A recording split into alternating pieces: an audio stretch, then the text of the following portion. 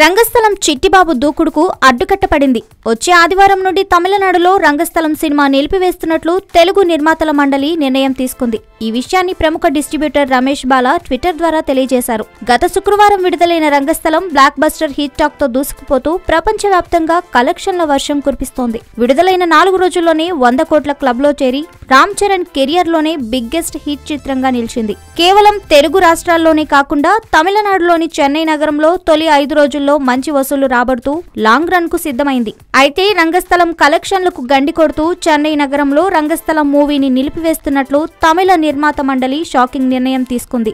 అసలు విషయానికి గత మార్చి 1వ తేదీ నుంచి తమిళ cinema industry digital service providers కు వ్యతిరేకంగా సమ్మె ప్రారంభించిన సంగతి తెలిసిందే. కొత్త సినిమాలు విడుదల చేయకుండా థియేటర్లను మూసేశారు.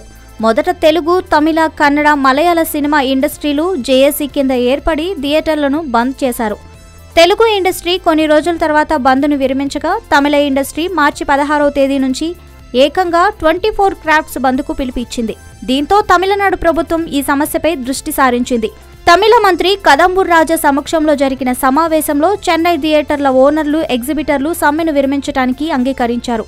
దీంతో మార్చి 23 నుండి సినిమాలు ప్రదర్శించడానికి సుముఖత వ్యక్తం చేశారు.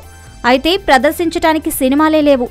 థియేటర్లు తెరవడానికి ఓనర్లు, ఎగ్జిబిటర్లు మాత్రమే అంగీకరించారు. తమిళ సినిమా ఇండస్ట్రీ బంద్ను కొనసాగిస్తూ సమ్మె విరమణకు అంగీకరించలేదు. దాంతో థియేటర్ల ఓనర్లు పాత సినిమాలు లేదా ఇతర భాషల సినిమాలు ప్రదర్శించుకోవాల్సిన పరిస్థితి ఏర్పడింది. అయితే గత శుక్రవారం రామ్ చరణ్ నటించిన రంగస్థలం హిట్ టాక్ తో దూసుకుపోవడంతో రికార్డు కలెక్షన్లను సాధించింది.